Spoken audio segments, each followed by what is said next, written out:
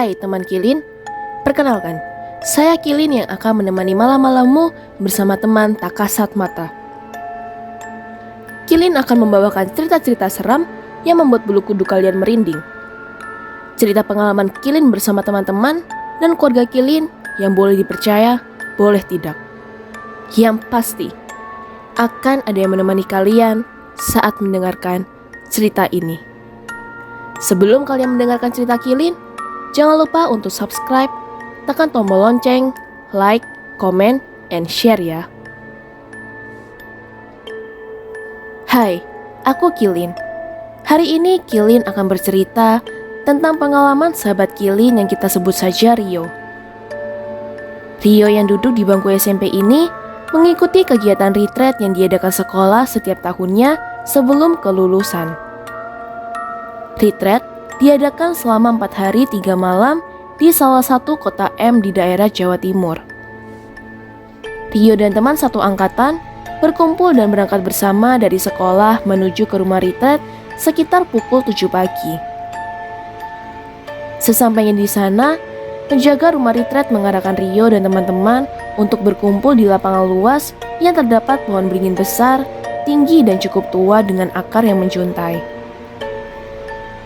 Rumah retreat ini juga tampak asri, hanya saja dari depan bangunan rumah ini berasa horor. Mungkin karena masih berupa bangunan kuno khas zaman Belanda. Belum lagi, saat memasuki area rumah retreat, terdapat banyak lorong dan kamar yang nantinya digunakan sebagai kamar atau asrama. Lorong panjang, sunyi dan remang-remang, membuat kesan horor semakin berasa. Padahal, saat itu masih sekitar jam 10 pagi. Setelah semua sudah tiba di lapangan luas dekat pohon beringin, Rio dan teman-teman diarahkan oleh para suster untuk memasuki aula tempat mereka berkumpul. Di aula ini, Rio dan teman-temannya dibagi menjadi beberapa kelompok dan dibagikan jadwal selama 4 hari 3 malam mereka retreat di sana. Setelah pembagian kelompok dan membahas berbagai kegiatan, sudah waktunya untuk makan siang. Tas masih dikumpulkan di aula, dan mereka semua menuju ke ruang makan. Di sana sudah ada beberapa suster yang membantu menyiapkan makan siang. Setelah makan siang selesai, mereka kembali berkumpul di aula untuk menemui pastor dan berdoa sebelum dimulainya acara retreat. Jam sudah menunjukkan pukul 2 siang, waktunya untuk pembagian kamar dan mereka dibawa ke asrama. Letak kamar atau asrama pria berseberangan dengan asrama wanita dan hanya dipisah dengan pintu kaca yang jika hendak membuka atau menutupnya hanya digeser. Setelah masuk ke kamar masing-masing dan meletakkan barang bawaan, beberapa dari teman-teman Rio juga mandi dan bersiap-siap untuk memulai acara retreat yang akan diadakan setelah makan malam sekitar jam 6 sore nanti. Setelah beristirahat sebentar, waktunya untuk makan malam dan selesai makan sekitar jam 7-an. Rio dan teman-teman kembali berkumpul ke aula untuk melanjutkan kegiatan retreat. Selama makan malam hingga berlangsungnya acara pada malam itu, Rio dan teman-teman mendengar suara gonggongan anjing. Karena suara anjing ini tidak berhenti, salah satu pastor yang saat itu sedang memimpin kegiatan malam itu bilang kalau anjing di rumah retreat ini suka bermain di daerah parkir mobil. Dan benar, anjing-anjing yang menggonggong menghadap ke arah parkir mobil. Hal ini dilihat sendiri oleh beberapa teman Rio yang sedang izin ke toilet dan mengintip ke arah parkir mobil. Rio dan teman-temannya mendengar suara anjing ini tidak sedang bermain seperti yang dibilang pastor. Belum lagi, teman-teman Rio yang ke toilet tadi melihat kalau anjing itu seperti ketakutan melihat ke arah parkir mobil. Padahal, di sana tidak ada siapa-siapa, sepi dan gelap. Tidak terasa, jam sudah menunjukkan pukul 9. Setelah berdoa, Rio dan teman-teman kembali ke asrama untuk tidur malam dan kembali melanjutkan kegiatan di pagi hari sekitar jam 4 pagi untuk berdoa bersama di dekat Goa Maria. Sesampai di asrama, Rio dan teman-teman tidak langsung tidur malam. Mereka masih terjaga hingga larut. Jam 10 malam, pengawas asrama mendatangi tiap kamar dan kembali menyuruh Rio dan teman-teman untuk tidur. Karena asrama pria masih belum ada yang tidur, pintu kaca asrama pria dikunci oleh guru dan penjaga asrama, agar tidak ada yang mengganggu asrama wanita di seberangnya. Hingga jam menunjukkan pukul 12, suara anjing tidak juga berhenti. Malah semakin keras dan terdengar seperti sedang melolong dan menggonggong bersama saling bersahutan. Mendengar suara lolongan anjing ini tidak membuat Rio dan teman-teman ketakutan. Mereka melanjutkan dengan bermain petak umpet di lorong asrama pria. Saat sedang asik mencari tempat bersembunyi, salah satu teman Rio yang kita sebut saja Gilbert berdiri di tengah lorong, menghadap ke asrama wanita sambil bilang, "Rek, bukannya arek cewek sudah tidur semua ya? Udah sepi dari tadi kan ya?" Rio, Gilbert dan beberapa teman Rio berdiri di belakang yang juga memperhatikan asrama wanita yang sepi dan bilang, "Iya udah sepi, kenapa?" Gilbert kembali menjawab sambil menunjuk ke arah asrama wanita. "Tadi aku lihat ada putih-putih di sana." Karena penasaran, Rio dan teman-teman mendekati pintu kaca dan melihat ke arah asrama wanita. Dan benar kata Gilbert, beberapa dari teman Rio dan Rio sendiri juga melihat ada penampakan putih di pojok ujung lorong asrama wanita berdiri melihat ke arah Rio dan teman-temannya. Karena beberapa saja yang melihat penampakan itu, mereka lari ketakutan dan berteriak meninggalkan teman-teman Rio yang masih memperhatikan asrama wanita. Tidak lama kemudian, teman-teman Rio yang tadi masih memperhatikan asrama juga ikut lari ketakutan, sampai ada yang jatuh dan menabrak galon air minum yang ada di dekat salah satu kamar. Karena teman-teman Rio membuat suara yang berisik, mereka cepat-cepat masuk ke kamar dan tidak melanjutkan permainan, takut membangunkan guru dan penjaga asrama. Keesokan paginya, pukul 4 pagi mereka semua bangun untuk bersiap berdoa dan kembali melanjutkan berbagai kegiatan di hari kedua ini. Karena kemarin mereka tidur hingga larut, beberapa teman Rio masih mengantuk dan mereka bercerita ke teman lain tentang kejadian semalam. Ternyata di asrama wanita, teman-teman Rio juga ketakutan sejak mendengar suara lolongan anjing yang sangat keras hingga terdengar sampai di asrama.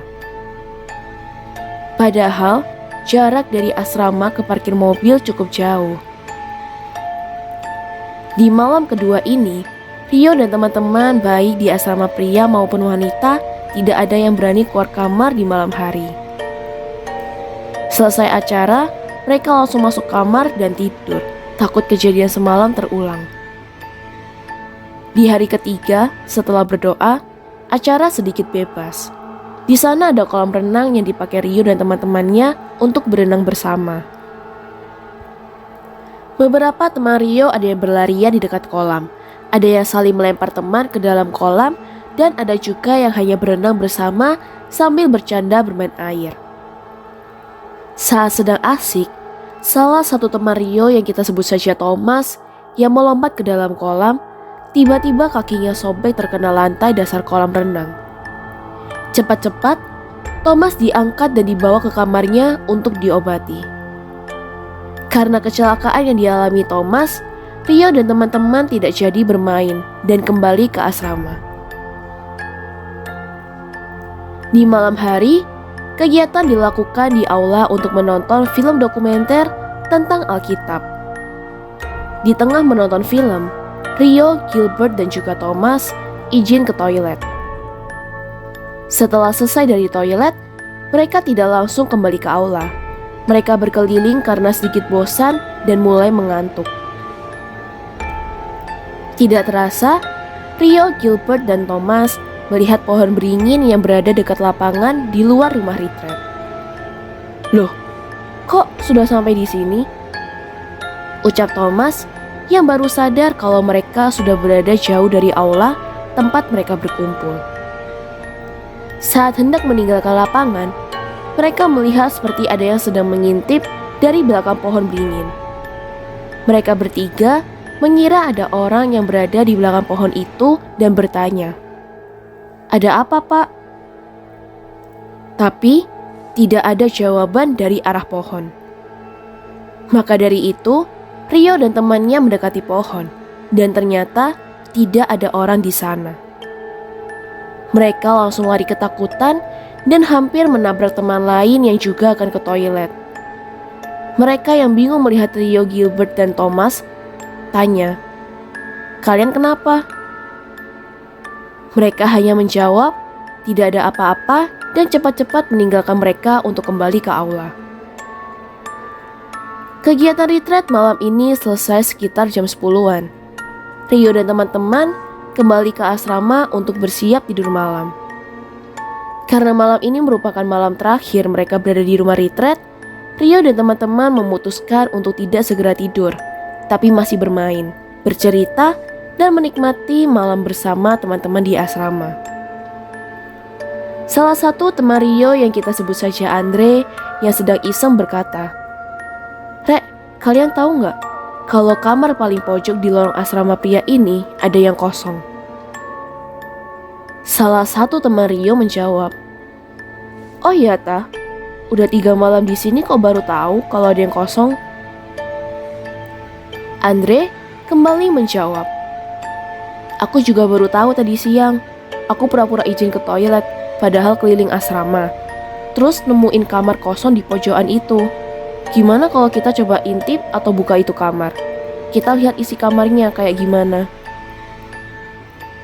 Rio yang dari tadi diam, mendengarkan pun berkata, "Jangan, gak sopan itu. Kita gak boleh sembarangan buka ruangan atau barang orang lain tanpa izin terlebih dahulu." Andre dan teman-teman lain yang sudah penasaran tidak menghiraukan apa yang dibilang Rio dan tetap memilih untuk pergi ke kamar kosong itu bersama, melihat bagaimana kondisi kamar itu. Setibanya di kamar kosong, teman Rio mencoba mengintip dari kaca jendela yang berdebu. Jendela di kamar ini sangat tua dan di malam itu tidak sedang dikunci, jadi teman Rio dapat dengan mudah mengangkat kaca jendela. Karena kondisi yang sudah tua dan takut rapuh, Andre mengangkatnya dengan pelan-pelan dan dipegangi beberapa teman. Saat jendela sudah terbuka, beberapa teman Rio termasuk Andre mengintip dari jendela dan kagum melihat isi kamar kosong itu. Meskipun seperti sudah lama tidak ditempati, karena saat jendela dibuka, mereka mencium bau apek. Kamar itu cukup bersih. Di kamar itu juga terdapat meja rias dengan kaca yang cukup besar. Meja rias itu hanya ada di kamar kosong, karena di kamar lain tidak ada meja rias, hanya meja kecil untuk tempat menaruh barang.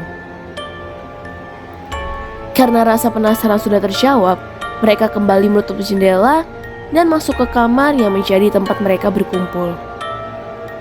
Tidak terasa sudah tengah malam. Andre pun bilang, "Rek, kalian gak ngerasa panas tah? Gimana kalau main di depan kamar aja? Tapi pelan-pelan, jangan sampai bangunin guru atau penjaga kamar." Mereka pun menyetujui Andre karena memang di dalam kamar terasa semakin panas dan sesak. Setelah keluar kamar dan kembali bercerita dan bercanda, mereka dikagetkan dengan suara. Mereka kompak diam dan mendengarkan. "Rek, gak salah dengar kan? Kalian juga dengar ada yang nyanyi kan? Dan ini suara perempuan kan?" Tanya Thomas ke teman-temannya yang ketakutan dan mengangguk tanda menjawab pertanyaan Thomas. Mereka yang dari tadi ramai langsung terdiam dan tidak melanjutkan candaan ataupun cerita. Rio membuka suara dan bilang, "Siapa ini yang nyanyi? Gak mungkin ada anak perempuan yang nyanyi jam segini. Ini udah mau jam 1 malam. Dari tadi asrama wanita juga sepi. Lagian jarak asrama wanita sama kita juga cukup jauh. Ayo ngaku siapa yang nyanyi." "Iya, Rek.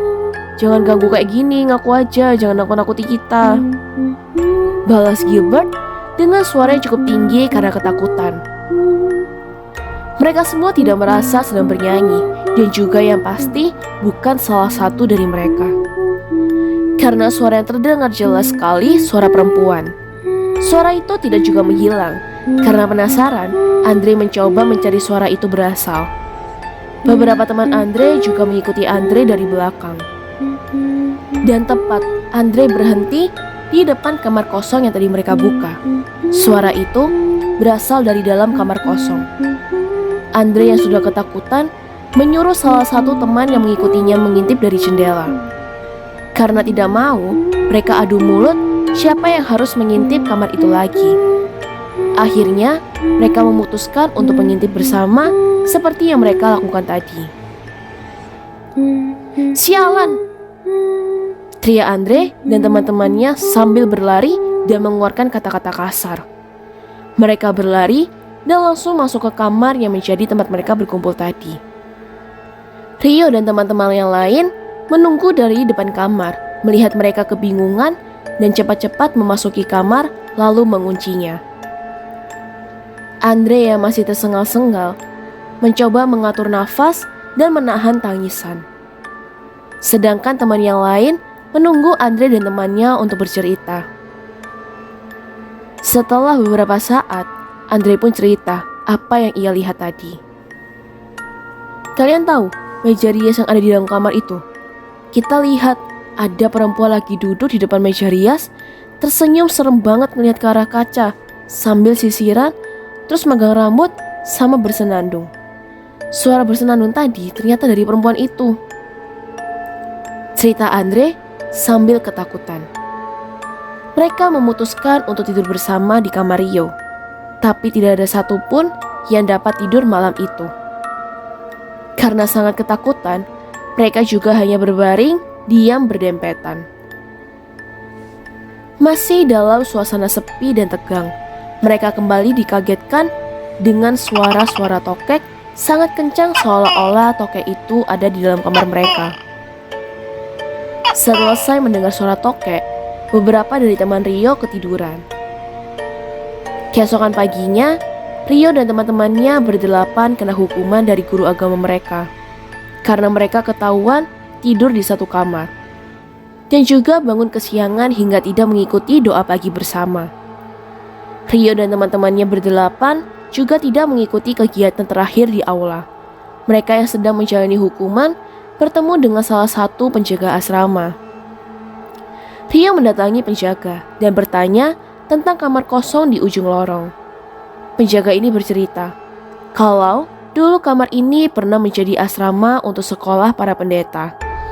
Entah ada masalah apa, ada salah satu mahasiswi yang bunuh diri di kamar itu. Semenjak kejadian bunuh diri, arwah mahasiswi itu suka mengganggu orang yang tidur di asrama pria dengan suaranya yang sedang bersenandung ataupun ketukan di dinding kamar.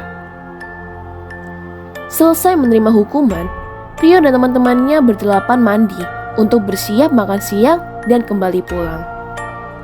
Di kamar mandi asrama pria ini hanya ada Rio dan teman-temannya yang berjumlah 8 orang. Temannya yang lain berada di aula untuk melanjutkan kegiatan terakhir. Tiba-tiba, mereka kembali mendengar di lorong kamar mandi di asrama pria ini. Hei, siapa yang nyanyi? Tanya Andre ketakutan. Mereka berdelapan mempercepat mandi mereka dan keluar kamar mandi bersamaan. Dan benar, tidak ada siapa-siapa di sana. Mereka berdelapan juga bilang tidak ada yang menyanyi ataupun bersenandung. Mereka cepat-cepat lari dan menuju ke aula melanjutkan kegiatan terakhir mereka. Sepulang dari rumah retreat, saat perjalanan kembali ke sekolah, Rio dan teman-teman membahas kejadian seram yang mereka alami. Salah satu teman Rio yang kita sebut saja Natasha bilang, "Aku juga dengar suara pas di kamar mandi, tapi ini di kamar mandi asrama wanita. Di hari kedua, sekitar jam 2 malam aku kebangun, soalnya ingin buang air kecil. Mau bangunin Chelsea juga gak mungkin. Dia udah tidur nyenyak banget. Akhirnya aku beraniin buang air kecil sendiri. Pas di dalam toilet, aku mendengar di kamar mandi sebelahku kayak ada yang lagi mandi. Emang sih aku masih ngantuk. Tapi aku mikir, kemarin itu kan masih jam 2 malam ya. Mana mungkin ada yang mandi. Pas selesai buang air kecil, aku lihat kamar mandi di kanan sama kiriku. Bener, gak ada siapa-siapa. Semua pintu kamar mandi kebuka dan sepi. Aku cepet-cepet lari kembali ke kamar deh. Cerita Natasha ke teman-temannya. Lalu Chelsea, teman sekamar Natasha, pun cerita. Jangankan gitu, Nat. Semalam aku takut sama kamu. Pas masuk kamar, kita kan cerita-cerita. Setelah itu kamu tidak ada suaranya lagi. Aku kira kamu sudah tidur. Aku masih belum bisa tidur. Aku panggil kamu tapi kamu diam aja. Pas aku menghampiri kamu, aku lihat kamu lagi tidur. Gak tahu jam berapa, udah agak lama. Terus kamu tiba-tiba duduk, rambutmu di depan semua. Aku panggil lagi kamunya, Nat. Kamu masih diam aja. Terus habis gitu, kamu langsung jatuhin badanmu di kasur lagi. Kaget aku ngeliat kamu kayak gitu. Mendengar cerita itu, Natasha bilang, "Loh, aku semalam juga gak bisa tidur, Chelsea. Aku juga panggil-panggil kamu, kamunya diam aja. Aku lihat ke arah kamu, kamunya udah tidur. Aku gak tahu tidur jam berapa, cuma aku gak ngerasa dan gak sadar kalau bangun terus tidur kayak kamu bilang tadi. Aku gak berani gerak karena semalam aku ngerasa takut." Ternyata, pengalaman horor di rumah retreat tidak hanya dirasakan Rio dan teman-temannya di asrama pria. Asrama wanita pun tidak kalah menyeramkan. Maka dari itu, tiap malam anak perempuan tidak ada yang berani keluar kamar sendirian. Meskipun rumah retreat adalah rumah doa yang digunakan untuk kegiatan keagamaan, kita tetap harus menjaga sikap dengan makhluk tak kasat mata ataupun penunggu di rumah retreat. Teman Kilin, apa kalian pernah mengikuti retreat atau kegiatan keagamaan lain? Apa kalian juga pernah mendapatkan pengalaman horor selama di sana?